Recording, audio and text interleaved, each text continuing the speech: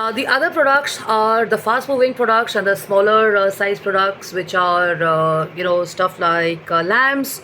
Then there's cutlery, there are trays, there are coasters, there are picture frames and stuff, and a lot of other items like bookends and jewelry and everything. So anything you want, basically for gifting or for your own homes or your office, or for, let's say, an occasion where you have probably a corporate gifting requirement, or you have, let's say, a birthday, giveaway, or you have something where you want to kind of do large scale bulk, that's also possible. And my share is about the desktops. Everyone has a desktop when they're at work or at home and stuff. So I'm in the middle of this scorching heat back in my workstation, my first room, and I'm working here. And then I'm looking at my desk and everything, and I'd made it a point to have my desk cleaned up, and I've kind of organized it. And now I feel that when I'm sitting here, it is saving my time, rather than getting into a mode where I'm spending at least 10 to 15 minutes tidying it up and cleaning up and stuff. So this inspires me to share a read, which is on tidying up and keeping your spaces, especially where you work and where you spend a lot of time, as a space to kind of have delight and joy. So let me read this out to you. So your desktop is supposed to be a special place, but for many people it becomes a dumping ground. We've seen this, I mean, when we've been to various offices. I've worked in so many corporate offices and other environments and stuff, and I've seen that certain old school offices or places of work, certain people don't have this habit to clean up their desks and stuff, and they'll have a lot of kiosks, and they'll have all these old documents and files and stuff hanging around, and there's so much of dust, they have bad lighting, and they don't take care of the space where they spend a lot of time. I've seen this in a lot of organizations in India, including in Delhi and stuff, and now, of course, with the advent of contemporary work and co-working and everything, and people who are really conscious about and they love interior designing, and they love working spaces where they have to be active, and they want to kind of make a statement and stuff. They have really classy and elegant appeals, and finished items on their desks and stuff. And this is what this interior designer is sharing, which I also kind of follow. Desktops are often littered with old files or used pictures or documents which are forgotten, and they are dumped there. She says she used to personally store many files on their desktop, and when she had to kind of find an important one, she wouldn't do that. It's happened to me so many a times. I mean, you have family at home and stuff, and not everybody has the same habits as yours. So some people are super organized, some people may not be organized. So if you feel that people around you at work and stuff do not have that habit of doing it, you can actually do it for yourself, because at the end of the day and the start of the day, it is your workstation. So like for me, I have these drawers and I have cupboards and stuff, so I make it a point, every 6 months I kind of empty it out.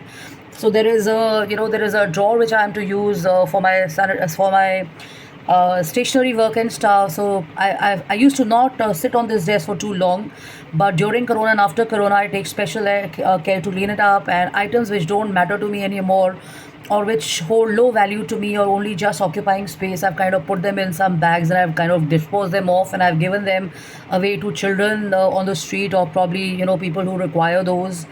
So I only have stuff which I use now in my desk, and there are these books which I really like reading, which inspire me, which go with the way I think and I feel and stuff. So a lot of people do that, and then there are picture frames people have. I've already shared this before, that people have bookends that they want to have. They want to have clocks.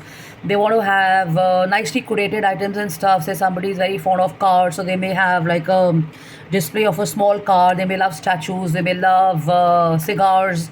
They may love wine, so they may have showcases of those. They may have butler trays as well. A lot of offices, if you go in, they have butler trays where they have tea, coffee, and everything. If it's a library, then you have a lot of books on display and stuff. And the taste depends from what culture you are and what is your own personal and professional vision. There are lots of people who have paintings in their workstation, and there are people who kind of have maybe just business rooms and business spaces which are separate, where you have no storage, but when you have a meeting or you're spending more time to kind of feel more intellectually challenged, and to feel creatively more upbeat, you spend more time there and stuff, and you kind of get little fresher with your ideas and stuff like that. So then the author is saying that, I mean, I used to get into this office with a visual mess, and I used to lose my cool on my caretakers and people. They did not take care of cleaning my desk and stuff because they had their own stuff to do. So I feel a lot of people do that. I mean, people who are running homes and running businesses and stuff, when they come to the office, they may not be in a great state of mind because their desks are not clean. So my tip to them is that, try and get into a schedule of cleaning your desk, or asking your team to do this every evening or fortnight or 10 days or whatever, and do it yourself as well, because when you're doing that, you know where stuff is lying, where your visiting cards are, or where your documents are, or where the pens are, or where the visiting card folders are, where the letters are, where the documents are. So you're not dependent on people, and you're not in a temperamental state of mind, which is going to be kind of creating a ruckus in the office or in your spaces. So, in a short fashion, you could say that transform your own desktop and transform your own space for delight and joy. And she's also guiding us, which I also very invariably I kind of share this everywhere. If you have pending documents, you can stack documents differently. Work in progress, pending documents, tasks done. And if you are into research and stuff, a lot of people I've seen, they love to research. Even I research a lot. So be proud to place those on your desk and stuff, because when you look at those, you'll be kind of thinking about your achievements and stuff. A lot of people at offices or other places have a lot of their awards and certificates on display and stuff. So that's a great way also to kind of keep yourself inspired and to let the world know what you're up to and stuff. But when it is your personal space and stuff, I personally and professionally feel that you keep stuff which you kind of are doing work on daily, and stuff which is it kind of making you feel creatively kicked, something which is uplifting you. If you're coming back, let's say from let's say a bad meeting, or you've had a bad traffic situation or whatever, you come back into your office and you don't want to carry that with you. So immediately when you look at stuff which makes you feel good, you kind of start feeling better, and you kind of start getting a little more efficient and creative, or you're intellectually kind of charged up to do the stuff. So this is in a way where you're also kind of using your desktop not just for to your utmost joy and delight, but also transforming it into a kind of a state of mind management and stuff. So she says, I have family pictures, which is really important. I think a lot of people do that. They have their folders, where they have pictures of their families and friends and stuff. You'd be lucky if you have so many of them. And I would suggest you could have like a folder which says spark joy, or spark good memories, or good times, great times, and you put those pictures there, and you kind of take a look at those, and you will always be, and you'll be mostly remembering all the good times and memories that you've had with those people, no matter if you've had if you're not in touch with them, if you're not communicating with them, at least when you look at them, you'll have great memories. And this is something which I've learned during Corona, that as time passes by, as we're evolving, as their careers are changing, and people are also kind of occupied with their own stuff and their own work, it becomes a little difficult to be in touch with them. So we can't hold any grudges against people and stuff. It takes a two-way street to kind of communicate.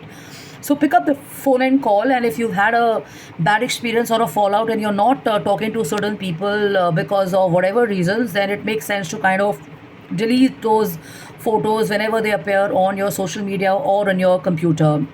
And I should be a little touchy about that. I would think, well, okay, they've not been good to me, but then let me just keep the memory and let it come to me. And I realized that every time I would look at a picture where I am not in touch with those people, I would end up like other people, thinking about the times I've kind of spent with them, kind of helped them, and kind of been there with them and stuff. And then I've kind of realized that, well, it's been a one-way street and stuff, but nevertheless, life goes on. We meet new people. The chapter's over, so many more new ones to read, and a great world out there. So lots of friends and family and stuff. And even if they are not there, then the world doesn't end, because you can be on your own, and you can kind of be engaged in so many things that those experiences or those fallouts don't even come to you unless and until people come into your environment and ask about them. So when you remove those photos, you may look at those photos, but you will not want to connect with them. And it may help you still think about the positives. And it's life, you never know what happens, when, and they may come back, or may they not even come back. So flow.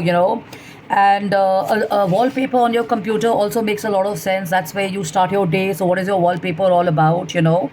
And if you have a calendar on your desk, so try and make sure you have a calendar which is thematic, probably something which you love. And you can have a nice theme if you have a nice office or a desk and you have space. You can probably have a wallpaper. If you have a wooden desk and you're stuck with just probably one color tone, then maybe you can take out time and kind of revamp that and get into a new look and stuff. And when you start your day, maybe when you start your day, you kind of are going to like and enjoy the whole feeling of a new space and a new mindset.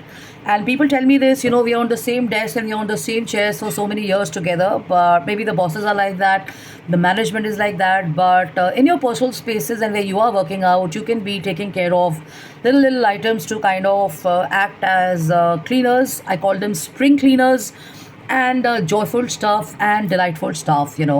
So take care of yourself and enjoy yourself, and try and have flora and fauna, try and have color, try and have stuff which kind of induces feeling good and feeling great happiness, because sometimes you may not have a very great time thanks to some other people and stuff like that. But then who's responsible for feeling good and great? Who's responsible for taking care of themselves? If you can answer that question, then you can probably take these action steps and do yourself a favor of kind of having more focused work and more quality work on your desk. So I'm Jasleen Kapani. I'm the founder and CEO. You can write to me on jashleenkapani.im@gmail.com. The alternate email address is jkapani@gmail.com. Cheers on a Thursday. It's a great day ahead. So wishing everybody a kickstart to another day in the weekend and stuff. Keep going strong, keep enjoying yourself, enjoy and take good care of yourself and stay hydrated. It's getting really warm now. We're almost on 47, 48. So take care of yourself and remember to do something for nature, something for the wildlife, something for birds, something for animals, because they are in harmony and they are kind of complementing environments, and they can't even speak much.